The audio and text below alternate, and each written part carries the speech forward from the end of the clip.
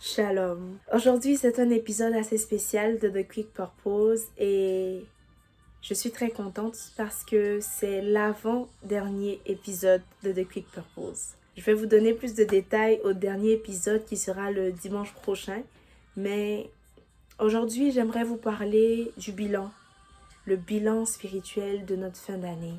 Dieu t'a donné des révélations en cette année, depuis le début de cette année, le 31 décembre 2021. Le Seigneur t'a donné des révélations et tu es entré en 2022, le 1er janvier 2022, avec ses paroles, avec ses révélations, avec ses prophéties, avec ses promesses que Dieu t'a faites. Et tu t'es fixé aussi des objectifs en entrant en 2022.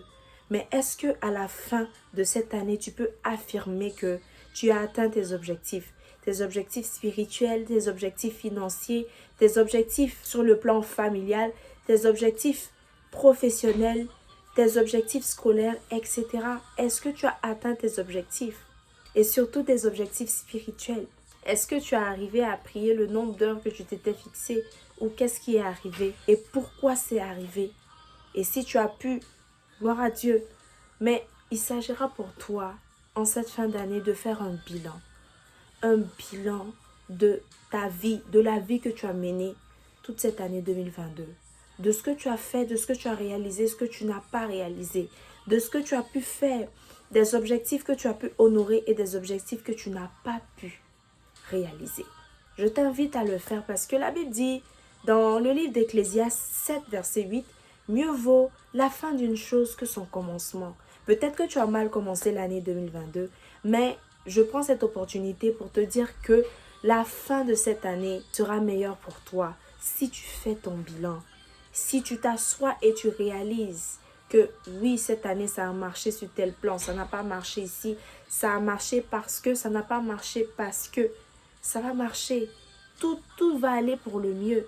Et tu pourras débuter cette nouvelle année, l'année 2023, avec la grâce du Seigneur qui bénira tous tes projets, qui bénira les objectifs que tu te seras fixés pour cette année à venir. Alors, c'est le message que j'avais pour toi aujourd'hui. C'est l'avant-dernier épisode de The Quick Purpose et il n'y avait rien de plus normal que de parler de quelque chose qui touchait la fin de l'année, la fin de ton année en tant que chrétien, mais aussi en tant qu'individu. Alors, j'espère que tu feras ton bilan de fin d'année et tu pourras mieux voir où te diriger. Tu pourras mieux voir ce que tu dois améliorer, ce que tu dois perfectionner pour l'année 2023, l'année à venir. Avant de terminer cette vidéo, je te laisse avec un extrait d'une vidéo, donc d'une prédication du pasteur Armand Dansa qui parle des objectifs en 2023. Donc, avoir des objectifs pour l'année 2023. J'ai déjà parlé ici sur ma chaîne de comment se fixer des objectifs et de l'importance de se fixer des objectifs. Mais cette prédication touche particulièrement certains points. C'est juste un extrait, mais je crois que le Seigneur nous bénira à travers cet extrait. Regardons ensemble.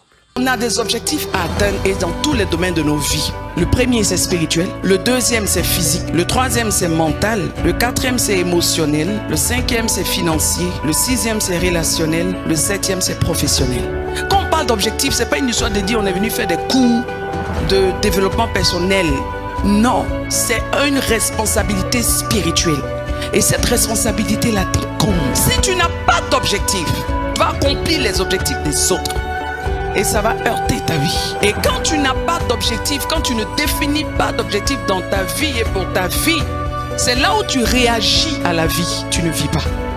Tu réagis. Sans objectif clair dans ta vie, tu ne fais que subir la vie. C'est là où tu existes. Tu ne vis pas. Mais tu ne fais qu'exister. Parce que tu n'as pas d'objectif dans ta vie. Ce que je retiens de cet extrait, c'est que lorsque je n'ai pas d'objectif, j'existe sur la terre sans vivre. Je t'encourage, frères et sœurs en Christ, je t'encourage, toi qui me regardes, à faire un bilan. Donc, faire le bilan de la fin de ton année 2022 et à te fixer des objectifs pour l'année 2023. Ces objectifs te seront profitables et ce bilan va certainement t'aider pour ta nouvelle année. Ce bilan va certainement te guider à faire de bons choix et à prendre de bonnes décisions pour l'année 2023. Que le Seigneur te bénisse.